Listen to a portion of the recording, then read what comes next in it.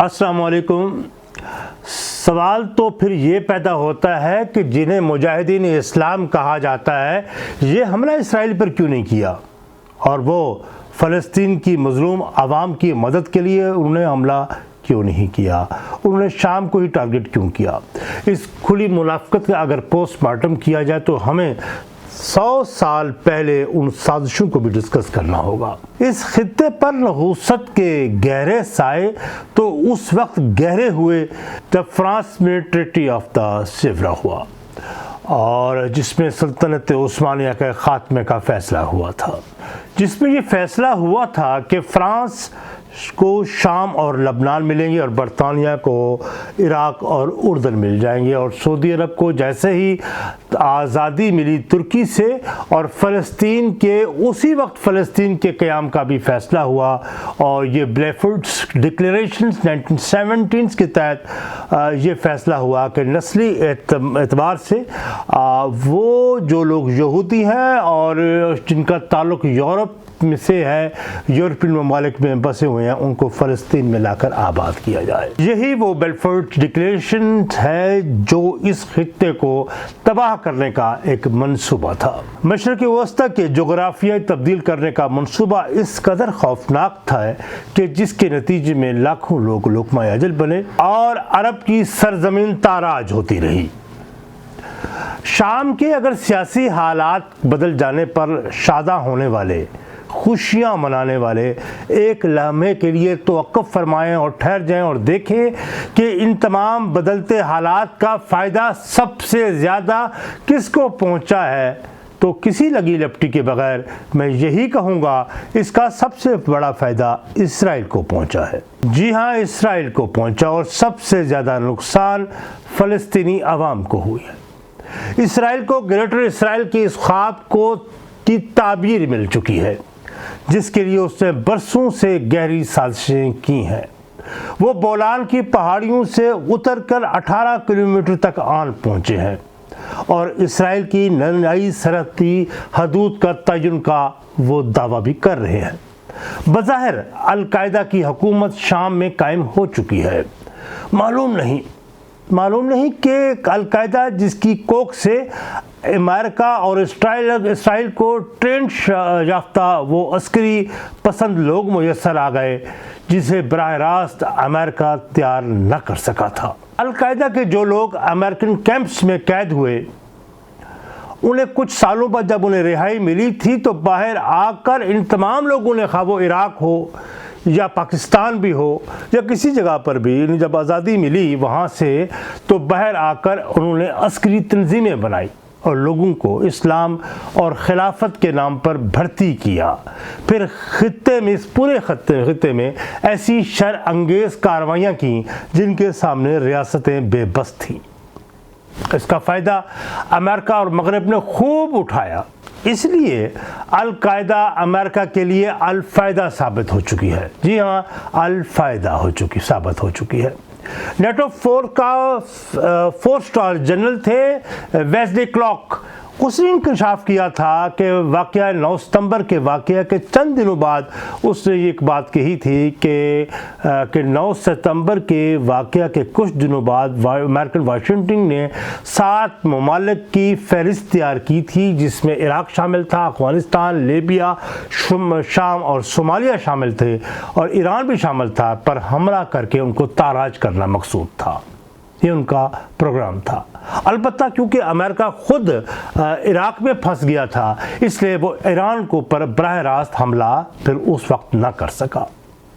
اس طرح امریکہ کا زوال بھی میں سمجھتا ہوں کہ امریکہ کا زوال بھی عراق میں پھنس جانے کی وجہ سے اس کا آغاز ہو گیا تھا، کیونکہ اس وقت امریکن عالمی سامراج کے طور پر اپنا آرڈر عراق پر اپنے منصوبے کے تحت امپلیمنٹ نہیں کروا سکا تھا۔ یوں افغانستان میں انہیں مجبوراً طالبان کو اس کے بعد مذاکرات کر کے اقتدار منتقل بھی کرنا پڑا۔ اب آئیں شام کی طرف۔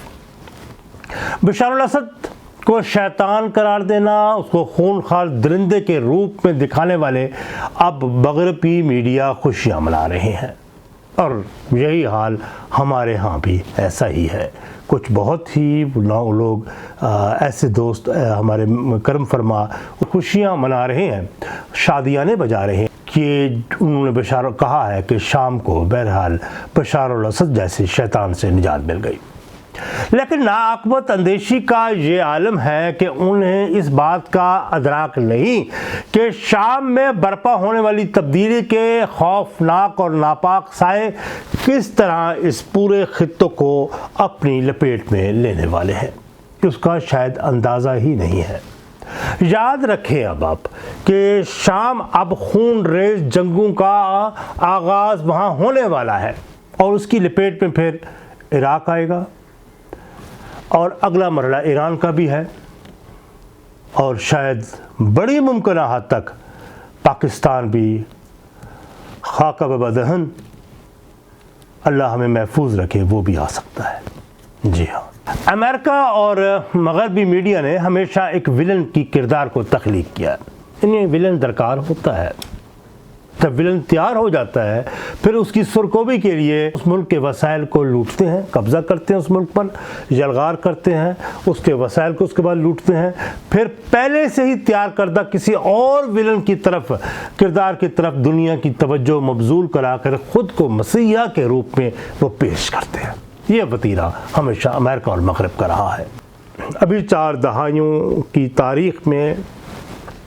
لیبیا کے آپ نے دیکھا کرنل معمر قذافی، عراق کے صدام حسین، افغانستان کے ملا محمد عمر، اور اس طرح اسامہ بن لادن کے کرداروں کو ولن کی شکل میں پیش کر کے حملوں کا جواز پیدا کیا گیا، پھر ان ممالک کو تاراج کیا گیا، ان ممالک کو تاراج کر کے ٹکڑوں میں تقسیم کیا گیا، اور پھر جغرافیائی صورتحال انہوں نے بدل دی، خواہ وہ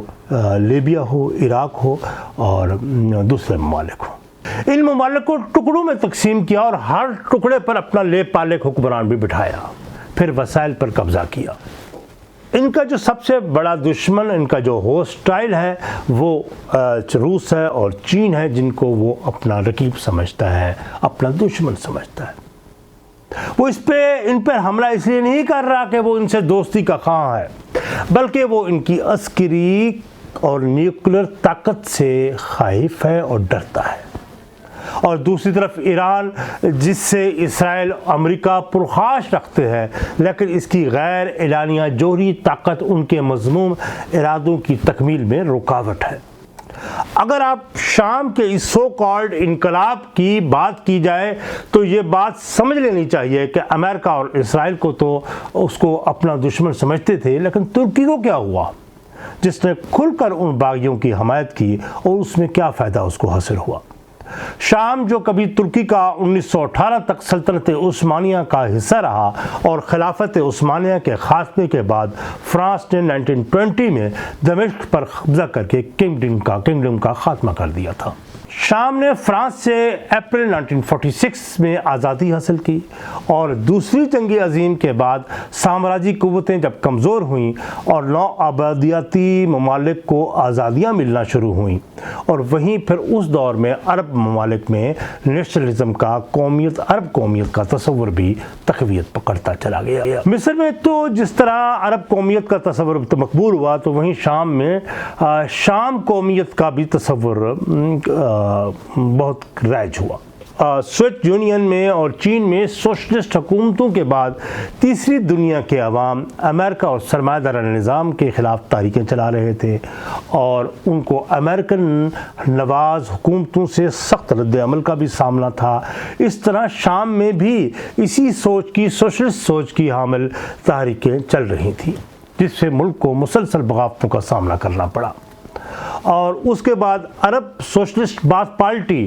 نے ایک کامیاب بغاوت کے بعد 1963 میں اقتدار سنبھالا۔ یہ پارٹی چونکہ اینٹی سامراج تھی، انہیں عوامی حمایت حاصل تھی، اور شام کے علوی قبیلے سے تعلق رکھنے والے حافظ الاسد نے 1970 میں ایک طویل جدوجہد کے بعد اقتدار پر قبضہ کیا، اور شام میں سوشلسٹ معاشی پالیسیز میں کچھ تبدیلیاں، انقلابی نوعیت کی تبدیلیاں کی، اور امپلیمنٹ کر دیا، لیکن ایک کام یہ کیا کہ انہوں نے سیاسی پابندیاں بھی عائد کر دیں، جس سے یہاں کے جو اخوان المسلمون کی قیادت کو بھاری قیمت بھی ادا کرنی پڑی۔ اور اس پہ کوئی شک نہیں کہ شام میں اگرچہ 13%، صرف محض 13% آبادی شیعہ ہے، اور علوی خاندان کا، علوی قبیلے کا تعلق بھی شیعہ فکر سے ہے، اس لیے سنی اکثریتی ملک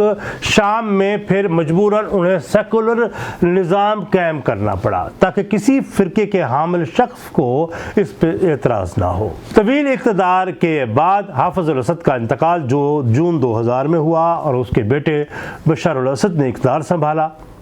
اور بشار الاسد کے پیشے کے لحاظ سے چونکہ ڈاکٹر تھے، اپنے بڑے بھائی بشار الاسد کی ناگہانی حادثاتی موت کے سبب انہیں سیاست میں قدم رکھنا پڑا۔ بشار الاسد نے اپنے والد کی پالیسیز کو جاری رکھا، اور روس نے وہاں اپنا بحری بیڑا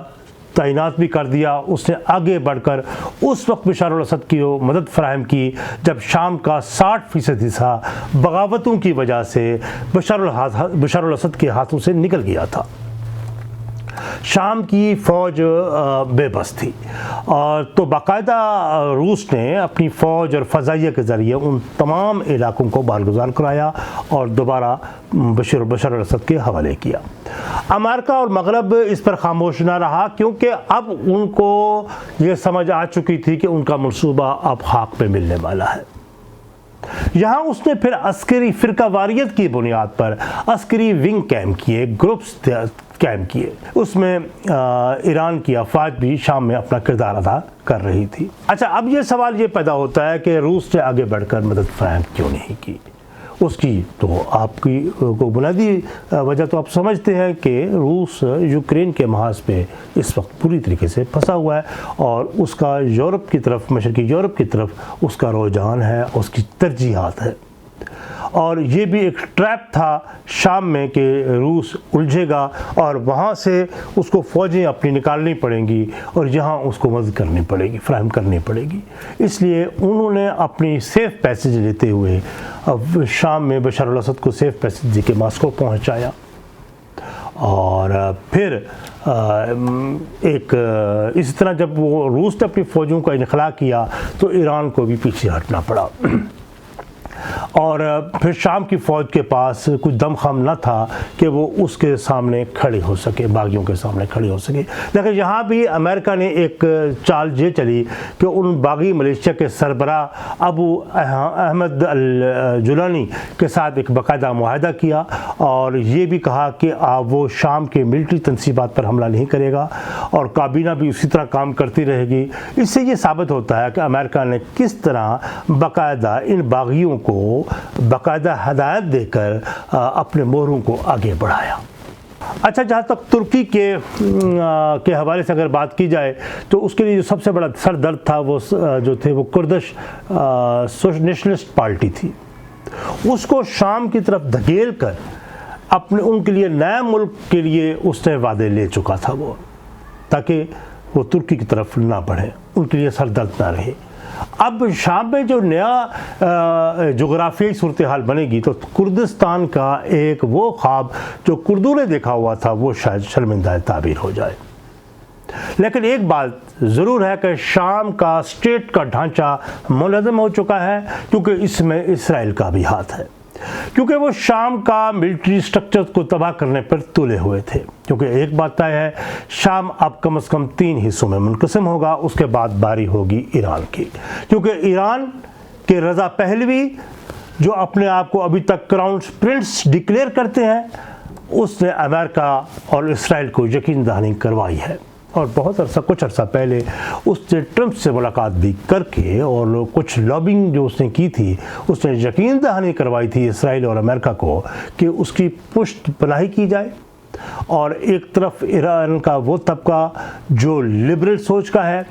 وہ سیاسی بھونچال پیدا کر دے گا، اور پھر اگر وہ جہاں حالات خراب ایران میں ہوں گے تو اس کا بھرپور فائدہ امریکہ اور اسرائیل اٹھا سکتا ہے، وہ اپنی فوج کے ذریعے حملہ کر کے ایران کا بھی جغرافیائی حدود تبدیل ہو جائیں گے۔ اب آ گئی پاکستان میں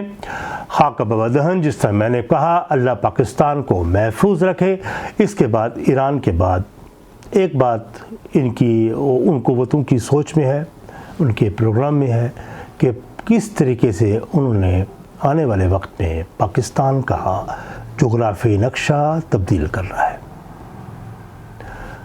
یہ خواب شاید اس وقت تک ان کا پورا نہ ہو، یہ منصوبہ عمل اس وقت تک نہیں ہو سکتا جب تک پاکستان فوج موجود ہے۔ پاکستان فوج کے ساتھ پاکستانی عوام اگر کھڑی ہوئی ہے تو یہ منصوبہ کبھی بھی ان کا کامیاب نہیں ہوگا۔ پہچانیے پھر ان لوگوں کو ان اپنی صفوں میں یا ارد گرد جو آج پاکستان فوج پر بھونک رہے ہیں، بکواس کر رہے ہیں، تو یہ سوچئے گا ضرور یہ کن کی ترجمانی کر رہے ہیں اور دانستہ یا نادانستہ یا اپنے بھول پن میں وہ کس کی ترجمانی کر رہے ہیں۔ وہ پاکستان فوج کے خلاف بات نہیں کر رہے ہیں، وہ پاکستان کی سالمیت کے خلاف بات کر رہے ہیں۔ وہ غیر ارادی طور پر ان قوتوں کی نمائندگی کرتے ہوئے پاکستان کو جنہوں نے تاراج کرنے کا منصوبہ بنا رکھا ہے۔ تو آپ یہ دیکھیے کہ بدلتی ہوئی ان رتوں کو سمجھیے، اور شام میں یہ جو تبدیلی ہے یہ کوئی تبدیلی خوش آئند نہیں، بلکہ یہ سمجھیے امت مسلمہ، بلکہ اس پورے خطے کی جہاں جہاں مسلم قومیتیں آباد ہیں، مسلم ممالک موجود ہیں، ان کی کمر کو توڑنے کی ایک گہری سازش ہے۔ اگلے ولاگ میں بہت جلد آپ کے ساتھ ہوں گا میں۔ اپنے کمنٹس ضرور دیا کریں اور مجھ سے رابطے بھی رہا کریں، مجھے بہت خوشی ہوتی ہے، اور چینل کو بھی سبسکرائب کریں۔ مشکل